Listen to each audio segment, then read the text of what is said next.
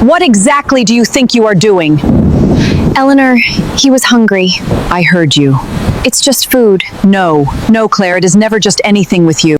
Pack your things. What? Finally. Eleanor, please, where am I supposed to go? That is not my problem anymore. After 10 years, after everything. You can go with him, since you care so much about him. Congratulations, she is yours. What? Oh my goodness, she is actually giving herself away to a stranger. Please, can I ask for a favor? Don't forget to like this video and subscribe to this channel. Your support means a lot and helps us bring you more exciting and heartfelt stories. Thank you. Now, let's dive into the story. The storm that night did not just flood Willow Creek. It exposed the hearts of the people who lived there. Behind the gates of the town's wealthiest neighborhood stood a stranger with soaked clothes, worn-out shoes, and everything he owned inside a small plastic bag. He came looking for food. Instead, he found the one person who still knew how to see beyond appearances. The rain came down relentlessly. Thunder shook the sky. The beautiful houses that normally represented comfort and security suddenly looked powerless against the force of nature. And beneath the porch light of one of those magnificent homes stood a man who looked like he had nowhere else to go. His clothes were soaked through. Water dripped from his hair onto his tired face.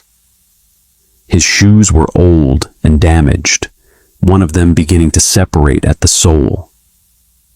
In his hand was a small plastic bag containing the few belongings he carried. He did not look dangerous or demanding, or like someone searching for attention. He simply looked exhausted.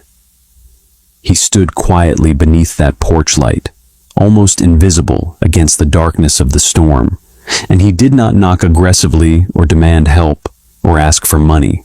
He simply waited. When the front door finally opened, he lowered his eyes respectfully. "Excuse me," he said softly. "I am sorry to bother you." Standing in front of him was Claire Whitmore.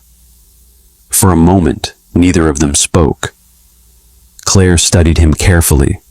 Not his soaked clothes, not his worn-out shoes, not the things most people would have used to decide who he was in an instant.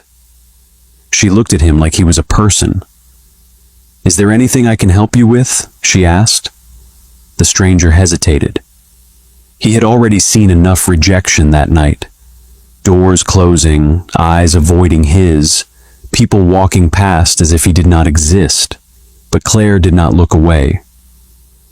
"I am not asking for money," he said quietly, his voice gentle. "I have not eaten today." Something shifted in Claire's expression. She understood that feeling.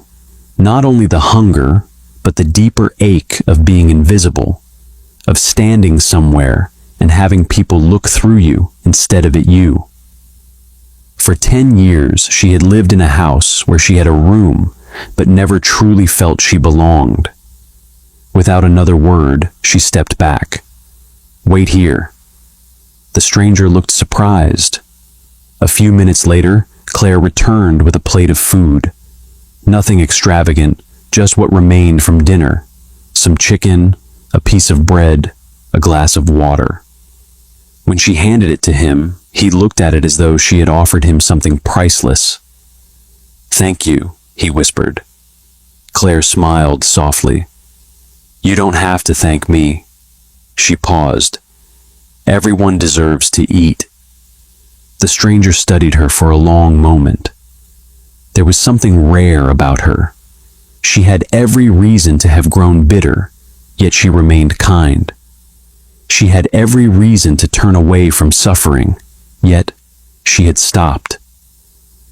He wondered how someone who had clearly known so much pain could still carry so much compassion. Those words stayed with Daniel Carter, though Claire did not know his name, did not know that the man standing before her was a billionaire, a visionary, one of the most influential business leaders in the country. A man who had everything the world could offer except the one thing he wanted most.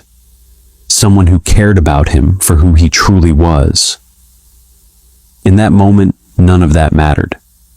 He was simply a tired stranger, discovering kindness when he least expected it. Before he could say anything else, another voice cut through the storm, a voice thick with anger. What exactly do you think you are doing? What exactly do you think you are doing? Eleanor, he was hungry. I heard you. It's just food. No, Claire, it is never just anything with you. Claire froze. She knew that voice. Slowly, she turned around. Eleanor Hayes stood in the doorway, her expression cold, with Vanessa, Eleanor's daughter, just behind her. Vanessa was dressed perfectly, despite the storm outside, her hair neat, her clothes expensive, her face showing exactly what she thought of the stranger on their porch. Disgust. Eleanor, Claire said quietly, he was hungry. I heard you. It's just food. No. The word came sharply. No, Claire. It is never just anything with you. Claire lowered her eyes. She knew that tone well. For years, she had learned that Eleanor's anger was rarely about the situation in front of her. It was about everything Eleanor believed Claire represented. A responsibility